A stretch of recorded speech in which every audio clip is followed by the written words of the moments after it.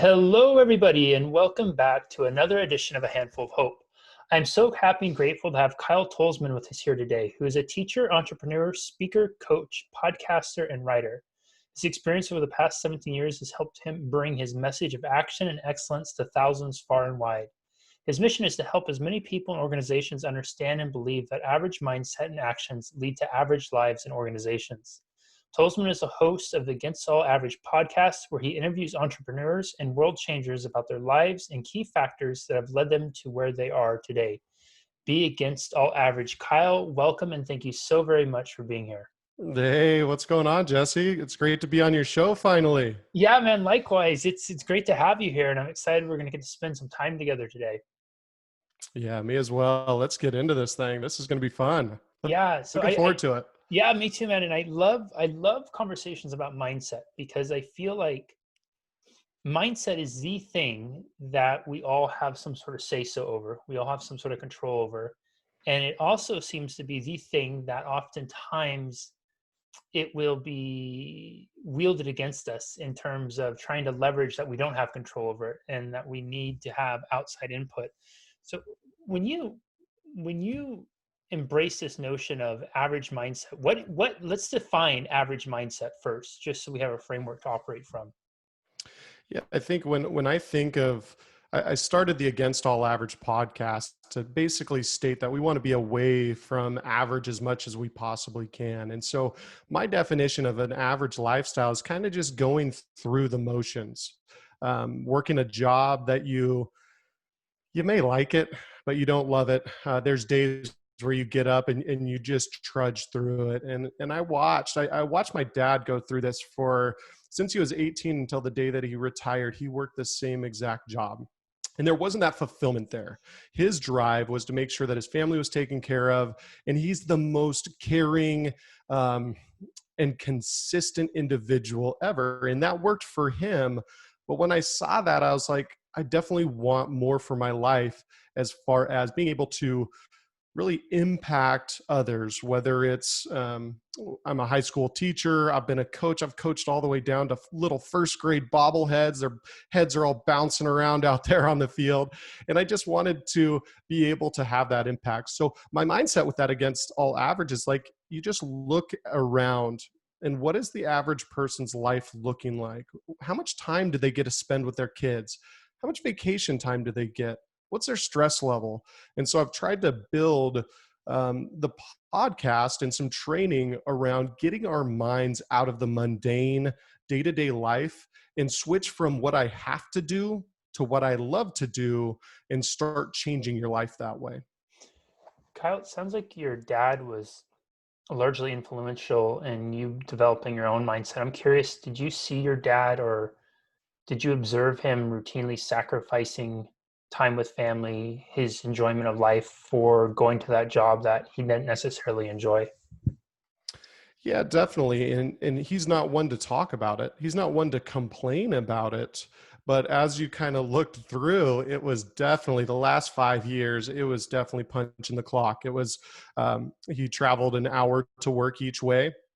And it was just kind of what he did. There wasn't necessarily inspiration there. And I don't know. I couldn't see myself. And a while ago when I switched into teaching, I couldn't see myself going down that road and going down that route where I wake up every day and I'm just like, oh, damn it, again? Like the same exact thing. And so just that feeling of living and working and trying to mesh the entire lifestyle together to figure out what kind of impact can you have emotionally, physically, financially. And I'm a huge community person. So like, I like to see everything happening right where I am and start to build from there. And so, with my dad's work situation, yeah, he kind of did that. But like on the other side, he's so caring. He's so giving. He had the right mindset there. And it would have been really cool to see him continue to evolve into teaching or coaching or any way where he connects with people, because I get that from him. He has a special way of connecting with people, and everybody likes, and trusts him. He's 6'6" with a big white flat top, a big old belly laugh. Like he shows up, and it's just the entertainment. And so Mm. I take that part from him in the lifestyle aspect of being against all average. He's definitely against all average as far as taking care of family, friends, those he doesn't know, and taking and being a part of his community. And then on the other side, my mom was an insurance sales agent for a long time. So I get kind of that energy and that like wildness, the craziness, that kind of twinkle in the eye, because I enjoy the chase. I enjoy the hustle. I enjoy the puzzle of trying to figure out and weave in business concepts and creating businesses while still being true to myself.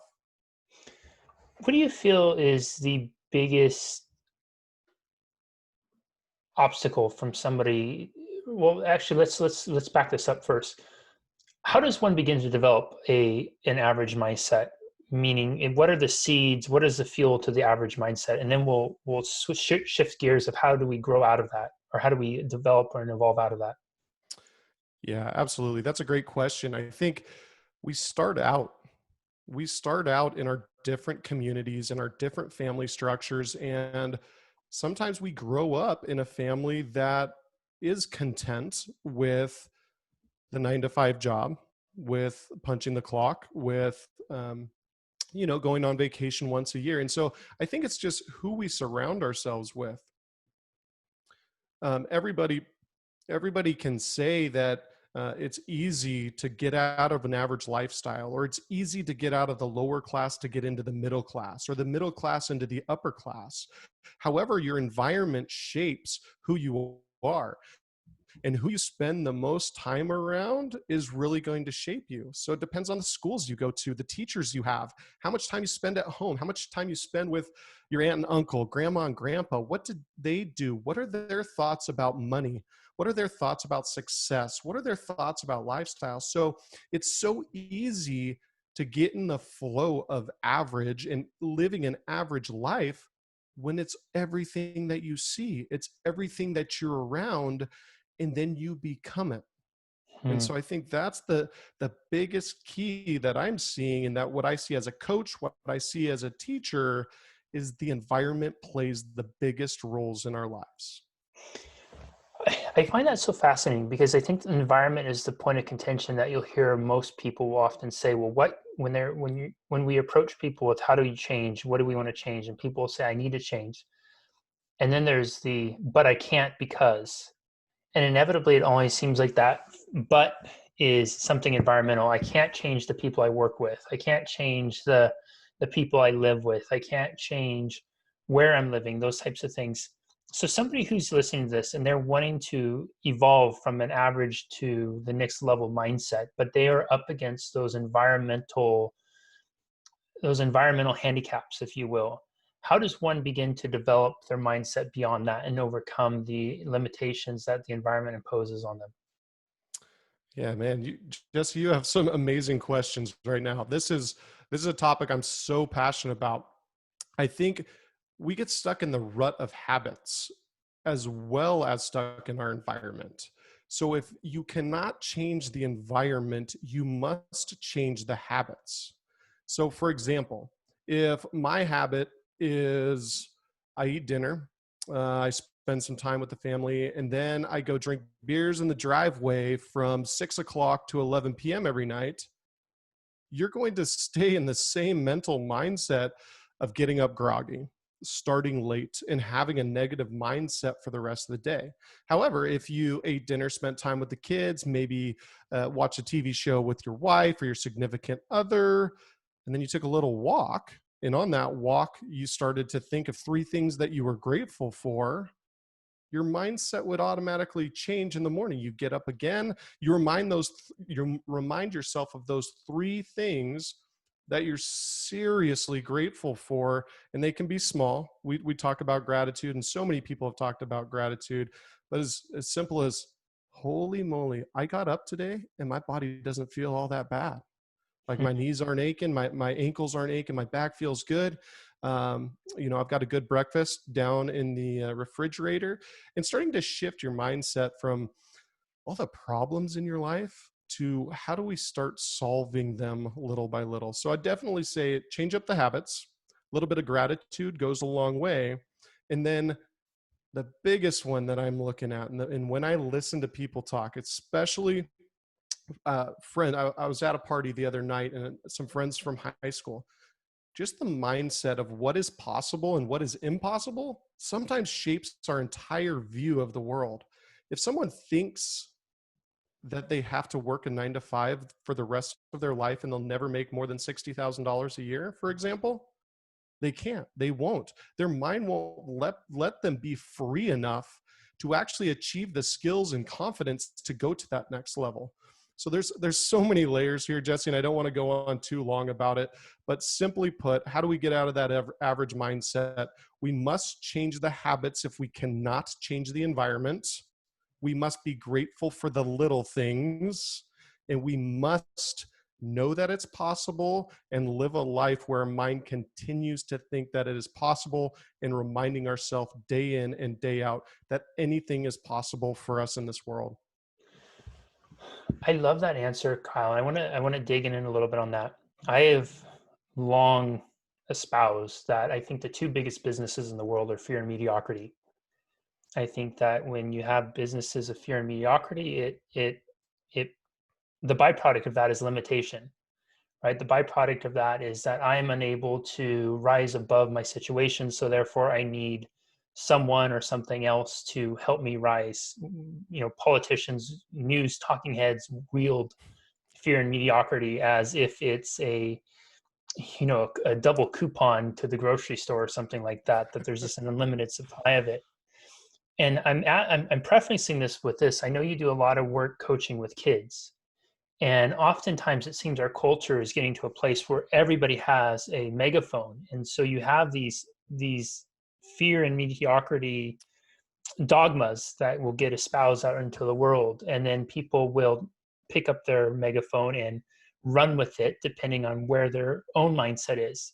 And the unfortunate byproduct that is a trickle down effect to the kids, where now I think this generation is growing up in a world where there's a lot of people yelling very loudly. I'm wondering, how do you, and then in such their environment, habits, everything is inundated with that. So how do you as a coach, how do you engage in this younger generation and help them cultivate a mindset to help them shift out of the noise and block out and really see into that world of possibility? Because fear and mediocrity thrive on impossibility, right? They thrive on the idea that you can't rise above a $30,000 or $60,000 job. You can't rise above a 9 to 5, that you need to have this organization or this institution to be there to take care of you. And that's a heavy, heavy narrative for a sponge like kid, child, teenager to grow up Absolutely. into. And so you have this really privileged position, I think, in that you get to work directly with the minds, not in just sport, but with the minds of these kids. So I'm wondering, like, how do you communicate with them to help them sift through the noise? Yeah, you're completely right. The fear and mediocrity that plays in our lowest socioeconomic communities, that song plays so freaking loud, Jesse. Like it is on repeat in these kids' heads, that because for example, let's take lacrosse for example. I took over a high school program in 2015, and I was the head coach. And I stopped coaching last year for working on other ventures. But when I came in, it wasn't all skill based. It wasn't that we couldn't shoot the ball accurately. It wasn't that we weren't athletic. It wasn't that we could not play physical defense. It was exactly what you're saying. It was that song in their heads Mm. of I'm not good enough and they're better. And I'm this. And so what's funny is you would think as a coach that I'm just talking about skill and I'm teaching skill, and you can't do this when A, B, and C happens, you must do this and you must do that. What the people didn't see in our rise of success over those 5 years from, I took over a team that had very few wins, and built it into a top 10 program by the time that I left. And we were very consistent. But the biggest key was the time in the classroom. The Hmm. biggest key was those talks beforehand about, it doesn't matter the color of the other team's jersey. It doesn't matter the name on the other team's jersey. We have to focus on ourselves and believe in ourselves that anything's possible. And you see this looping coming back from what I spoke about earlier. If we think it is not possible to beat Team X, you can't beat them. Hmm. If you don't have every player in the entire organization on the same page, knowing that we can go in there and not only compete, but win, and playing to win instead of not playing to lose is an against all average mindset. The average mindset is like, oh, I hope we don't get our butts kicked. Or holy moly, it's the white and teal jerseys. Those guys were second in state last year, so I can't compete. And so I like to circle back lacrosse and teaching back into life. Isn't that the same exact philosophy that we need to go into a job interview with, that we need to speak on stage with? If we get introduced to a quote unquote bigwig, don't we need to know that we can win in that situation? And by win, I mean building a relationship or creating rapport or being able to further your business and your life. And so fear and mediocrity in the minds of kids today must be taught out of them.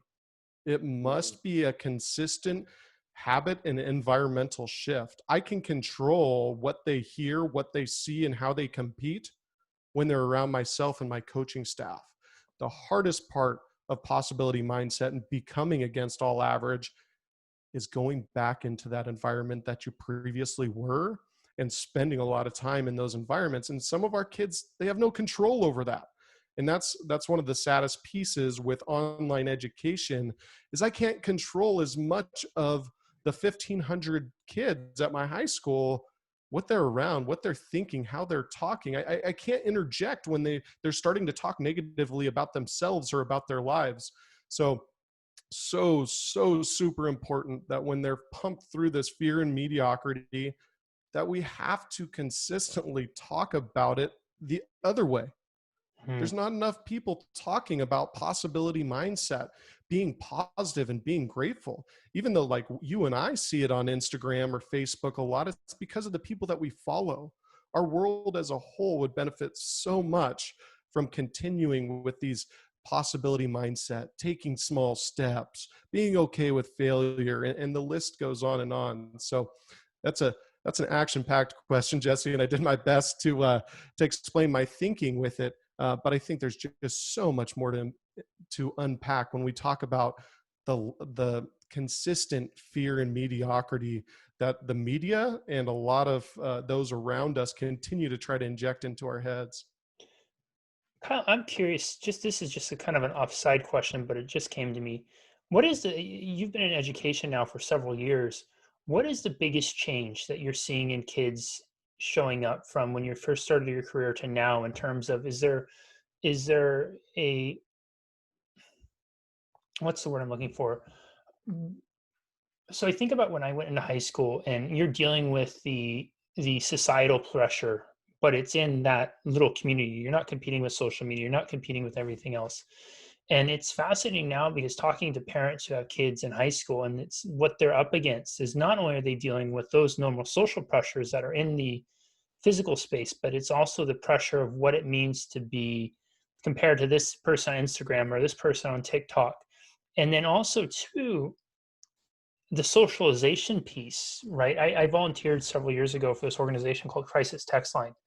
And it was utterly fascinating to see that when people would write in about a crisis relating to relationship, probably 20 to 30% of those people writing in on the relationship was with somebody they were had a relationship with that was a digital relationship. They'd never physically met in person.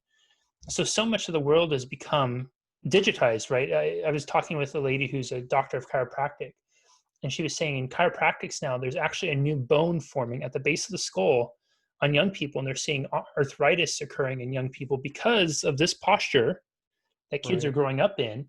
And so now you're starting to see early to late teens for arthritic symptoms and causes. And there's a bone that they're calling, I think they're calling it a horn or something for lack of better. So I'm wondering, what have you observed as a change in culture of student culture over the last several years of your career? Yeah, I think you're right. Well, here's the thing: nothing's changed and everything's changed. As far as there's more access, I would say, to social media, and when they're coming in, like kids are kids. When you can break them down, when you can get them to put the phone away for 15 to 30 minutes and really start to break them down and get their mind out of the cycle of social media and influence, things become a lot easier. The most difficult part is the constant access to phones when you're trying to teach. I mean, I'll tell you that that is the most frustrating thing is they are addicted. Just as one is addicted to drugs, they are completely addicted to the dopamine hit of TikTok, Instagram, text messages, etc. When their pocket buzzes from a text or a notification, it is dang near impossible for them not to pull it out. And they're willing to go, get suspended or go to the principal's office or get kicked out of class. It's like they have no control. And I think that that's something that we don't talk about enough is digital addiction, because Mm, there is so many. And I have a 7-year-old and 5-year-old and 3-year-old at home, and you can see it if they're on a tablet too long. You start to see that the brain starts to rewire itself, and it becomes an attachment and addiction. You try to take it away, it's like no, no, no, like their whole world starts to fall apart. And so I think we need to start talking about digital addiction a little bit more in classrooms. We need to start to create curriculum to balance it and what it is and what we can control. I think parents can turn the notifications off on their kid's phone and have it a steadfast rule. Our kids are living their life based on what the social media app tells them to do. Like, people have notifications all on their phone of Instagram and Facebook. I don't understand how they can possibly do it. I don't understand how they can get through their day. And then I start to see them in their actual day, and they're struggling because their mind is all over the place. And the focus, when I'm up in front of the room, I could be doing cartwheels, I could be jumping on desks. The attention spans are a lot less. So I would say that that's definitely the top two, is we're starting to see more addictive types of habits with less focus, and then ability to maintain focus. And lastly, what I'll say on that topic is just look how TV's changed. Look how shows have changed. If you look back into the 50s and 60s, TV shows didn't change camera views every 2 seconds. I mm. urge everybody listening to this podcast to take a look at the latest Amazon Prime or Netflix or Disney release and see how many times the camera angle changes. It's Hmm. crazy. That's fascinating. I never considered that before.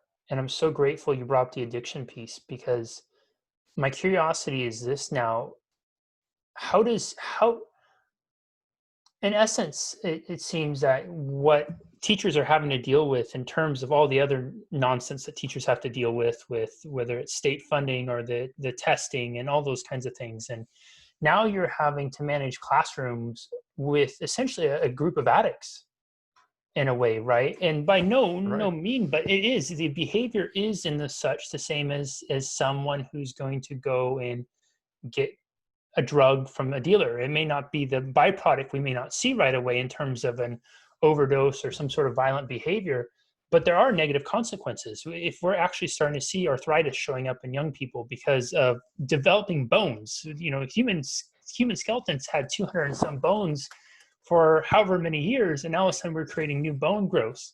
So Right. there's definitely some detrimental byproducts to it. I'm wondering, how has that affected the vocation of teaching as a whole now, having to try to teach while also understanding that you're teaching to a room of people who are essentially fighting addiction to learn. Yeah, well, here's the thing, and this ties back into why I created the podcast, the Against All Average podcast. The average mindset would tell me to teach like I always did. Hmm. So now if I'm looking at the problem, like we've got addiction, but I'm still going to, like, I always talk to my lacrosse players, like, stop banging your head on the door when you have a key in your pocket. Stop trying to bust through the door physically when you have a tool to help with. And so what I've done in the classroom is just continue to connect on that as deep of level as I possibly can, while keeping things appropriate. And that's hard in high school. You need to make sure that you're watching how you say things, and how much you talk to one student over another. It's crazy. But in order to teach addicts, I mean, I hate to put it that way, but in order to continue to get through to our kids in classrooms, one, you have to build rapport. You have to know them by name. Don't screw up their name. You must know their name. You must know how to pronounce it. If you don't even know that first level of knowing your students' names, and I'm not going to name names, but there's hundreds and thousands of teachers that don't know their kids' names. They have Wow. no idea when they walk through the door who this kid is. So how are you going to help them if you don't even know their the most fundamental piece? You know what happens when somebody screws up your name, right, Jesse? You feel kind of like, well, that person doesn't even know me. Like I've talked to that person for a year, or I've interacted with them and they Yeah. don't even know me. Like it makes you feel hurt. Like it doesn't matter how old you are, it just makes you feel hurt. And so I think that's the big piece there. And then I shorten my presentations up. I start mixing things up as TV changes to keep camera angles changing and keep the shows flowing. I do the same thing. Mm. There's less delivery up front, and there's more connection and relationship building as I walk around and I start to talk to each student, because I teach in a public school. I have a wide range of motivation in there. I have some kids that have done nothing the entire school year. And when I mean nothing, I mean there's never been a pencil taken out. There's never been a pen taken out. There's no pages read, anything like that. And so down deep, I know that my job as a teacher is so much more than teaching content. And I think that's what I think that's what the outside doesn't understand. And maybe they understand a little bit more because of this pandemic. But as a Mm. teacher, the smallest part of my job is actually teaching business, which is crazy. We need more help in the school systems with counseling and mental health help. That's so fascinating. Kyle, talk to me about, we were talking a little bit beforehand about the the dangers of getting into pity parties. And Sure. there's a difference between allowing for, it's okay to have a day where we miss a workout, we don't eat perfectly. We're going through, all of us have gone through this stuff these last several months, and many of us in different ways than others. But we've all had our own personal battles with what's going on, whether it's with stress, anxiety, it's occupational changes, it's health changes, it's really confronting our mortality. There's this varying degree of it. So there's a big difference between allowance of a very human experience, and we don't need to be the Terminator and be completely emotionless and not feel, versus going into a state where we're actually having pity parties, and we're beginning to get into the habit of creating an environment, a behavior set that is basically taking a bath in our self-pity. So I was hoping that you might be able to touch on that a little bit, about what a pity party can look like for someone who may not be aware that they are having one, and then how we may put the kibosh on that party. Yeah, definitely. I think everybody needs their own timeline. If we're talking about grief here, or we're talking about rough times or dark times, everybody needs to understand that their timeline is their own. And one of my good friends, Jenny Murison, came out with a book called Beautiful Thunder. And we had a mutual friend that was her boyfriend that passed away when she was in college. And in her book, she talks about all things grief related and how they go through. And the biggest takeaway and the biggest key was to focus on the little things. So she was like, some days I took a shower and that was the best thing that I did that day. But mindset wise, we could say, oh man, I didn't do anything today. I'm going backwards. All I could do is bathe myself. But that's really not fair to yourself, especially depending on the different levels of grief that you're going through, or mourning that you're going through. And it could be the death of a family member or a loved one, or it could be simple as losing a job, or your job changes. Grief shows up in so many different ways. But I think what I really took away from that book, Beautiful Thunder, is that one, it's okay to take your time. And then two, we talk about the pity party, Jesse, and it's mindset related. We create mentally the pity party that everything is now going against me. The world is now working against me and not for me. Possibility mindset goes out the window. We forget about taking baby steps. We fear failure again. And so I don't mean pity party in a negative way. I understand that grief takes time. I understand that there's the ups and downs of life that we all have to get through. But I think what we need to think of before we start having a pity party is what worked before. What worked before when you were in a dark place? What worked before when life wasn't going so well, and start to create the habits and environments that created happiness for you and that created that life that you wanted to live. um, it's just so important to reset, even if it's every day, every hour. Try your best to reset and be grateful for what's going on, whether it's good or bad, and try to hit that reset button as often as you need, and stop being so damn hard on yourself when all you did was take a shower, all you did was make Mm. yourself breakfast. We all go through those times, but it's important to always try your best to stay in the mindset of getting back to where you were happy, but being okay when your day doesn't amount to anything more than making yourself lunch and maybe taking a shower. Kyle, you and I connected earlier because we are co contributors to a book that is going to be released sometime here in early September, I believe. And maybe you could tell everyone a little bit about your story that you contributed to that book. Yeah, I kind of talked about. We all know that the world kind of slowed down a little bit in 2008 and 2009. I was working on a large marketing contract with Nike Spark Training when they came out with their first training model slash training marketing since Bo Jackson. So it'd been a Mm. while since they were getting in there. Under Armour was getting into the training game pretty well. Reebok was getting in there. And so they basically sent us out in trucks all across the country to test athletes. I didn't have to pay for anything. I had a good salary. I was having fun. I was writing blogs. I was creating video content, taking pictures. We got to see all the different places that I would have never seen in my life. And it all started crashing down. The economy started tanking.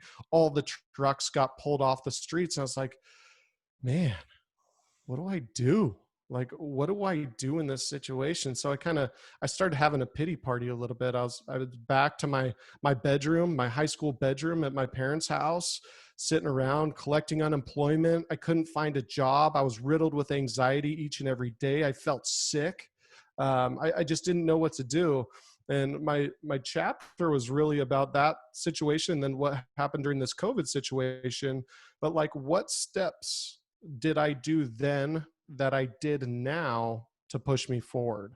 And it was as simple as one foot in front of the other. I Mm. eventually had to go to a temp agency and work a minimum wage job, taking phone calls at a call center from 4 a.m. to noon every single day. I left the house at 3 a.m. I was running on 3-4 hours of sleep, and I just kept on moving forward. I kept on moving forward, and I started to apply for started to apply for master's programs for teaching. Like, I didn't know that I needed to be a teacher, but I knew that I had to move forward. And it was one of the best decisions of my life. My master's in teaching has opened up so many doors and opened up so much confidence. The student debt that I currently have, based on the confidence that the master's program gave me, was second to none. So my Mm. chapter is all about the ups and downs and what do we do when we're down, and we start talking a little bit about that against that all average mindset of gratitude and everything is possible, and that the world's working for us and not against us. And one of my favorite ones is too many entrepreneurs and big time CEOs are like, it really comes down to what you say no to. Mm. And I think people hear that Well, yeah, maybe if you're at the top and you have 1,000 people trying to get at you every single day. But when you're in a rut, when you're trying to row that boat upriver and you're just struggling and you're struggling, say yes to every positive opportunity, every positive meeting, every positive dinner, like anything in your heart and soul that you feel is positive and in going in a positive direction, say yes to it. I started a podcast. We're in the 20s, or yeah, I think mid 20s now. I just said yes to it. I was done kind of living in this thought that we can't play lacrosse, I can't run that company, we can't do tournaments, we can't do this. Instead, I started saying yes to that. And what's funny is then I start building these cool connections. Little did I know I'd be on a call right now on your podcast. This is cool. This is unbelievable. Like Yeah. this is fun. This is fulfilling. And I feel that I'm giving value to every single listener that's listening. And this is free. The same thing that Jesse, you're doing with yours is unbelievable. Think of how many people you're helping with these little podcasts that you just didn't even know when you started, but you started. You took a step and you said yes to a new challenge and new possibilities.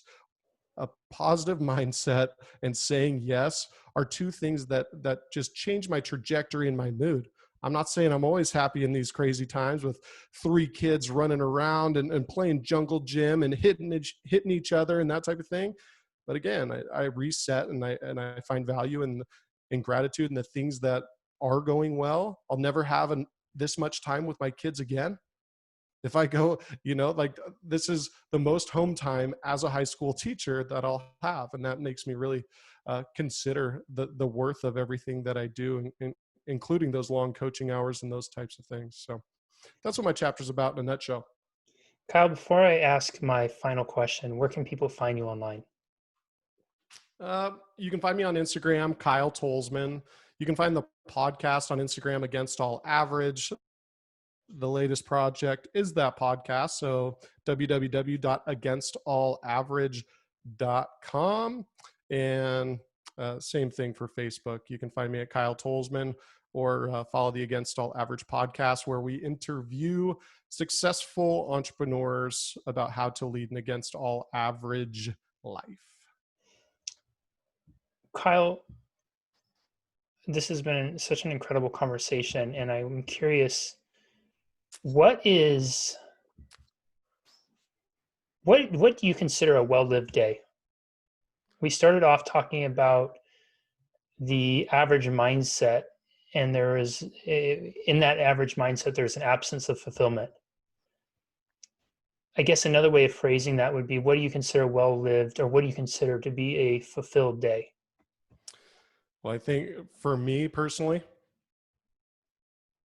yeah. So I think in general, we have to know what is fulfilling and what is energizing for us to go. But for me, if I can wake up before the kids, that's number one. I have a little time to just kind of think and mentally plan out the day. I don't start writing anything. I don't open the computer. I don't grab a pen. Just thinking about something. Next would be movement.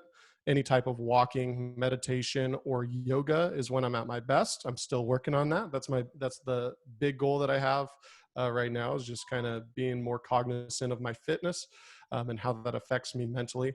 The next one, just spend time with the kids, getting breakfast going, hanging out, getting them all set up, whatever they need, and just creating calm.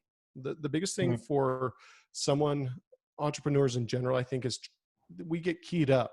If an email comes in or we have too much on our mind, I think we get keyed up. So if I can separate myself from business and just live life for the first part of the day until 9, 10 a.m. or even 8 a.m., that's definitely the best for me. Getting a little work in is important as well, something that I'm passionate about. And then just spending as much time as I can, quality time with family. Heading to the beach, we're pretty close to the beach, or heading to Central Oregon, going swimming, all those different types of things. So if my day is not completely planned out, those empty blocks go directly to family. Everyone, Wow, was there a lot here? You were going to want to rewatch, re-listen, and if you didn't take notes the first round, you're going to want to take notes the second round. This became a beautiful symphony that Kyle laid out for us on mindset and what it means to really pursue and live excellence in life.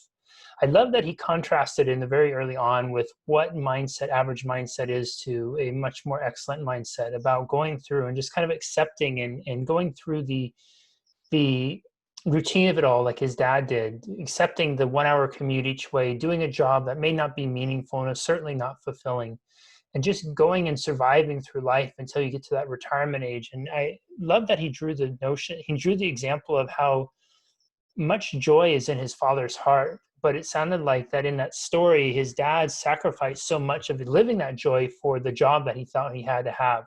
You know, you get the image of the 6'6", I believe, guy with the big belly laugh. And you just think you want to see those personalities laugh and laugh a lot. And it doesn't sound like his job afforded him many opportunities to laugh, which then shifted into environment. Our environment seems to be the biggest influencer in our mindset. And for all of us, we need to be mindful of our environments.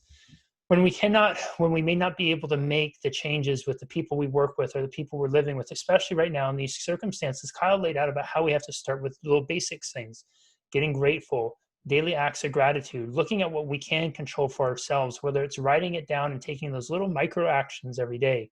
But to be cognizant and consistent with it, that's really key, because there is something that you can control, and you alone do have power to affect and shape and change your environment, even though it may not seem like it. And when we talked a little bit about the fear and mediocrity of business, those who espouse that dogma will very much have you believe that you have no control whatsoever on your environment. But it's not true at all. By choosing to be grateful, by choosing to see the silver lining, by choosing to look for where you can create, what opportunities you are. I love that.